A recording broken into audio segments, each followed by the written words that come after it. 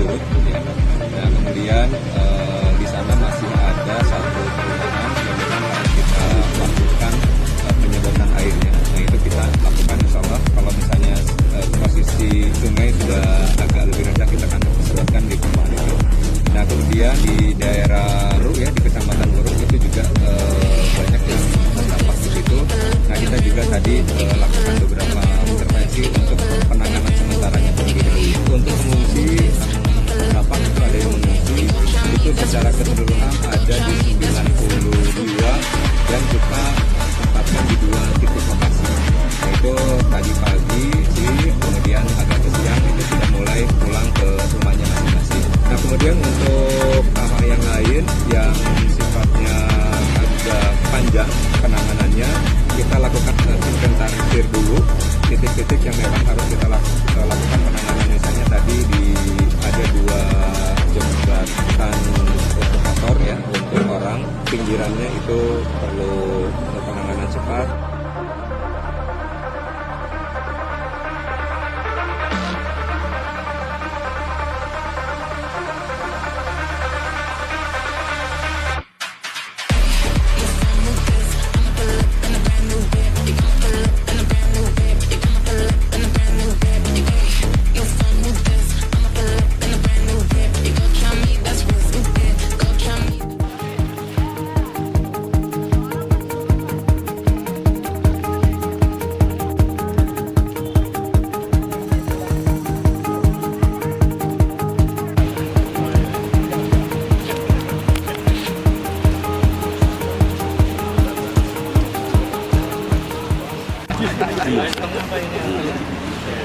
Pak, bisa dijelaskan kunjungan hari ini tinjauan terkait banjir ini, Pak?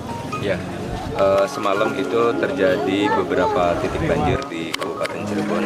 Salah satunya di Desa Situetan. Jadi ada 8 desa di 5 kecamatan yang terdampak banjir. Salah satunya di sini, yang lainnya ada di Dawan, di Tengah Tani, dan beberapa titik yang lain. Ini kita coba lihat apa saja yang bisa segera kita tangani, baik dari sisi infrastruktur ataupun kebersihan, kemudian makanan dan lain sebagainya yang harus segera bisa kita tangani. Ada beberapa masyarakat karena kondisi yang harus di dalam pengungsian itu kita coba tangani. Ada yang di masjid, ada yang di gor. Tadi pagi sih alhamdulillah sudah mulai berangsur kembali ke rumahnya masing-masing. Tetapi ada di satu perumahan tadi yang airnya masih agak tinggi. Insya Allah ini kita sedot yang airnya tinggi itu.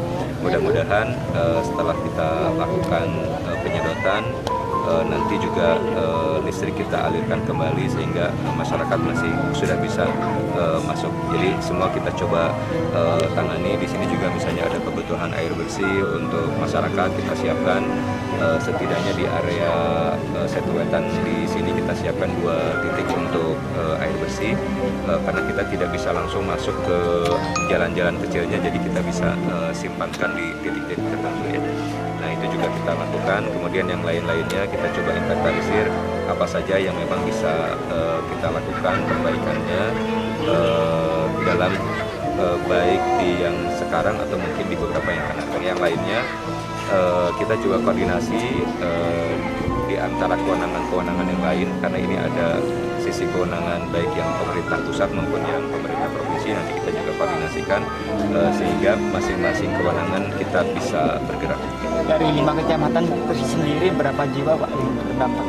Kalau jiwa yang terdampak itu lebih, jadi sekitar 2.430-an yang terdampaknya ya. Kalau misalnya jiwa itu di 8 desa dan 5 kecamatan tersebut. 5 kecamatan ya. Itu di mana, Pak? Dan 5 kecamatan itu yang terdampak ada di Beber, tapi di Beber tidak terlalu besar. Yang agak banyak itu di Sumber, kemudian di Tengah Tani, kemudian di Wurung. Ya, itu yang paling banyak terdampak. Solusi terdekat apa, Pak, langkah dari Pemda sendiri? Ya, pertama untuk yang pengungsi kita siapkan untuk makanannya ya. Makannya kita siapkan untuk yang pengungsi, kemudian juga obat-obatan karena bisa jadi ada yang pusing, ada yang terdampak dan lain-lain. Pokoknya kita siapkan juga kesehatannya. Nah kemudian kebutuhan-kebutuhan untuk tidur seperti selimut itu semalam kita sudah distribusikan ke warga yang mengungsi, kita sudah distribusikan. Nah kemudian yang hari ini kita mulai proses pembersihan. Nah proses pembersihan ini kita juga damkar sudah mencoba membersihkan di beberapa area. Nah hanya memang untuk yang ke jalan-jalan kecilnya itu yang kita tidak bisa masuk gitu ya. Nah tapi untuk area-area yang di jalan besar insya Allah kita bisa lakukan dengan damkar. Nah kemudian pembersihan yang lainnya yang tidak masuk oleh damkar nanti juga kita siapkan alat-alat kebersihan sehingga nanti masyarakat bisa menggunakan alat-alat yang insya Allah kita bisa juga bagikan ember dan lain-lain ya untuk kebersihan. Nah kemudian untuk air bersih, nah air bersih juga kita kirim. Nanti kebutuhan air bersihnya di titik mana saja Pak Kubu nanti yang menentukan dengan Pak Camat ya di titik mana sajanya. Nah kita juga kirimkan untuk air bersihnya. Nah kemudian untuk pengerjaan-pengerjaan yang agak cukup waktu yang harus kita lakukan, sebagai contoh misalnya ini di jembatan ini kan ada pegangan railing penghalang pengaman ya, pengaman.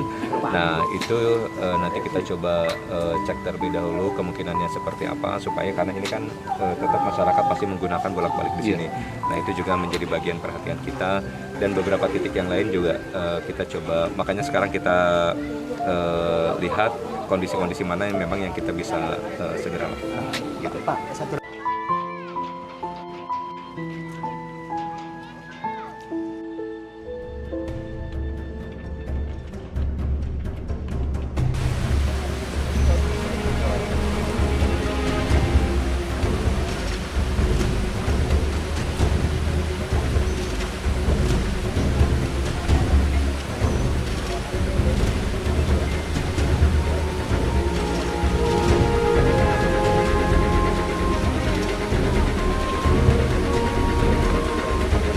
Pak, dartak bawahnya Pak.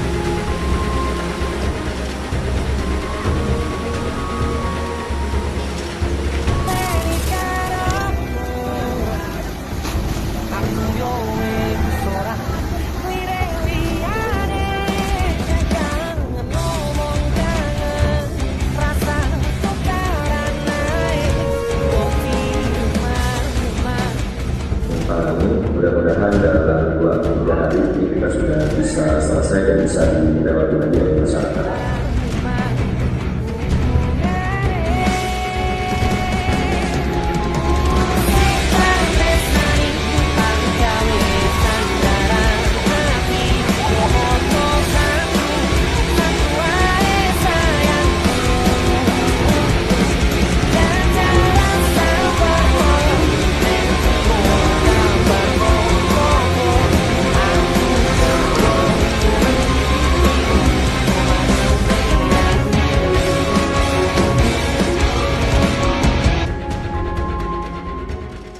Aksi protes warga di Desa Kubang Delek ditutup truk sampah antre. Warga Desa Kubang Delek untuk kekecewaan masyarakat terhadap pengelolaan sampah menggelar demo menolak pembangunan tempat pembuangan akhir sampah atau TPA. Dan antrean panjang itu dampak dari protes warga.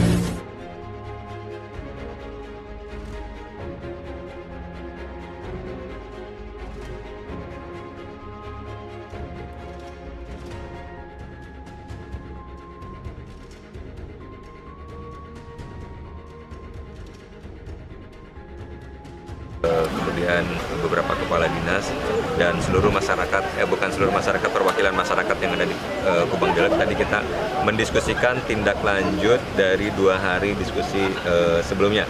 Ya, jadi kita lakukan beberapa hal diskusi. Jadi yang pertama ada harapan terkait dengan kompensasi. Ini kita akan kami lanjutkan kajian tentang kompensasi. terkait dengan pengelolaan sampah, insya Allah kita coba perbaiki beberapa hal, SOP dan lain-lainnya. Kalau saat ini kan kita tidak merasakan bau di sini dan terus kita coba pertahankan supaya tidak ada bau yang berakibat kepada masyarakat.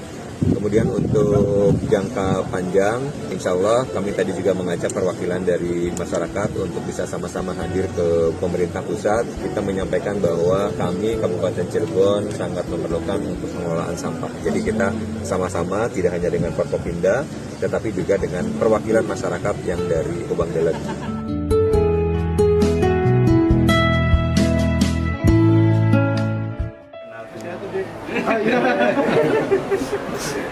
Di sini ada yang tahu nggak Kepala Dinas Pendidikan Provinsi Jawa Barat? Ada yang tahu nggak? Ya, ini kan baru masuk sekolah mulai hari kemarin ya, hari Senin. Nah, hari ini hari Selasa, saya menyempatkan untuk bisa bersilaturahim ke sekolah-sekolah baik itu SD, SMP maupun SMA, melihat bagaimana kesiapan dari Bapak Ibu gurunya untuk mengajar kembali, kemudian juga bagaimana siswa-siswinya, apakah sudah hadir lengkap atau misalnya masih ada yang liburan. Nah, ternyata tadi alhamdulillah itu sudah pada hadir dan lengkap. Jadi di sini selain tadi bersilaturahim, kita juga melihat layanan-layanan pendidikan seperti apa dan alhamdulillah semuanya sudah berjalan sesuai dengan harapan. Pak, tadi agak unik yang disampaikan Bapak, jangan jadi generasi stroberi gitu. Itu sebenarnya seperti apa, Pak? Ya, jadi tadi saya memang menitipkan ke anak-anak sekolah. Yang pertama, yang paling pentingnya mereka semua harus memiliki cita-cita, harus memiliki tujuan ke depan itu akan seperti apa.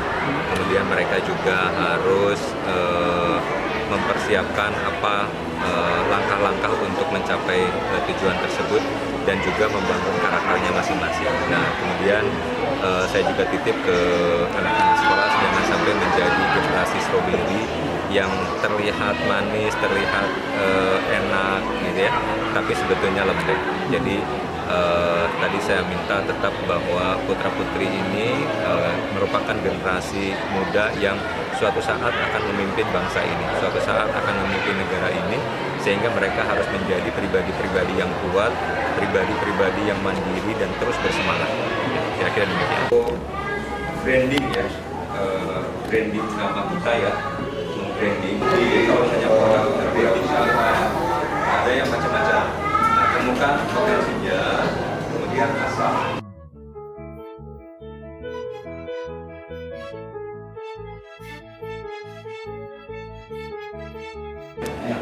Lihat-lihat nih Pak Kiai. Iya, betul.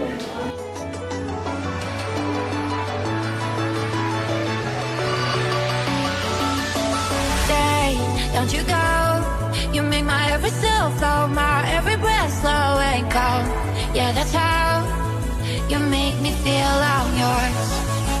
You bring me up when I hear only radio static. Take me out strong, on repeat. Right now, you hit me like chemicals. I doubt I'm ever gonna let you go. To come down feels like a bitter antidote. Never let go, never let go. No. Right now, hit me like chemicals. Right now, never gonna let you go. To come down, like a bitter antidote. Never let go, never let go.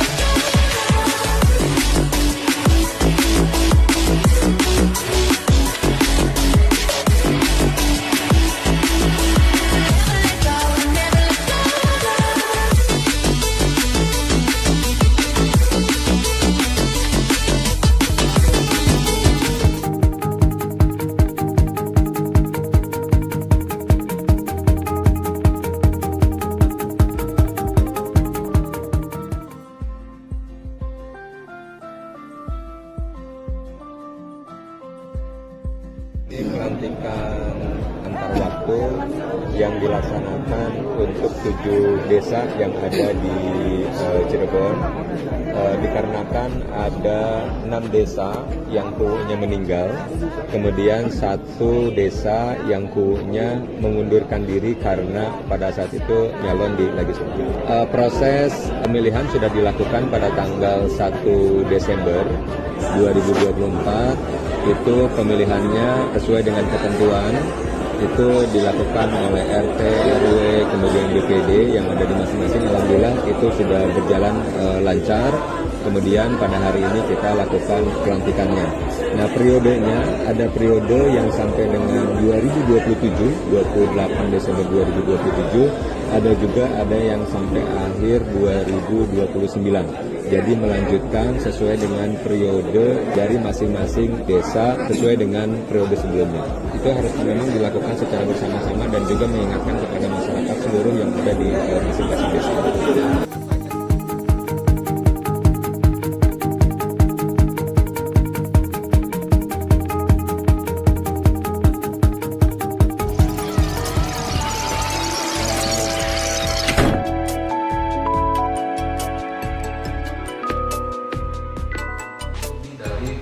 Tahun, sehingga kami harus, yang tadi Pak PJ sampaikan, di dalamnya ada kabel, ya kalau memang dimungkinkan kami akan lakukan deteksi, ini jalurnya jalur mana. Tapi kalau lihat dari sudah tertutup, itu pekerjaan-pekerjaan itu di bawah tahun 2010 Pak.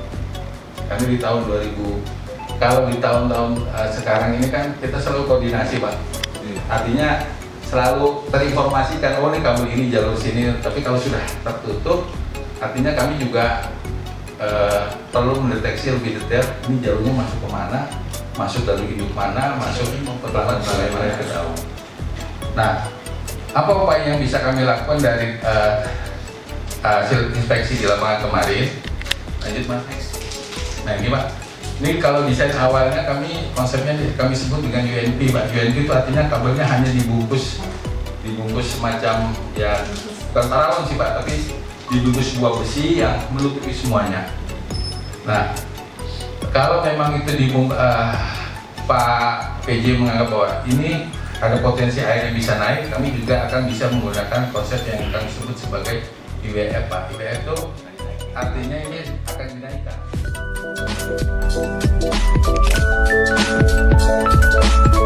Pada hari ini kita rapat dengan berbagai pemangku kepentingan menindaklanjuti laporan dari Pak Kuwu Kedaung di dalam rapat koordinasi yang kami lakukan. Jadi pada prinsipnya di area Kedaung, di desa Kedaung, itu ada beberapa potensi banjir kalau terjadinya hujan. Pada prinsipnya mencari solusi bagaimana area yang dilaporkan itu tidak lagi terjadi genangan-genangan. Mudah-mudahan dalam beberapa waktu ke depan kita bisa lakukan sesuai dengan kewenangan kami masing-masing. Tadi sudah ada beberapa kesimpulan, mudah-mudahan bisa kita laksanakan dalam beberapa waktu ke depan.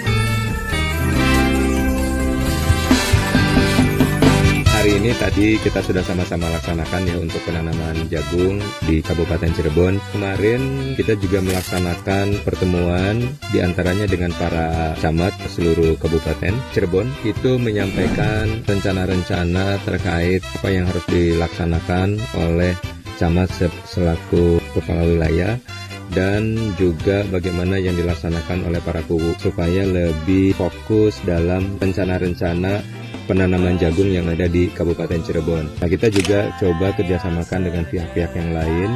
Nah, kemudian terkait dengan pemasaran, kami juga sudah komunikasi dengan Bulog dan Bulog pada prinsipnya siap untuk menampung hasil-hasil jagung yang memang dihasilkan oleh para petani kita. Jadi tidak hanya untuk yang ada di Kabupaten Cirebon, tetapi juga kita berikan kontribusi untuk kebutuhan-kebutuhan yang ada di Jawa Barat ataupun mungkin di nasional.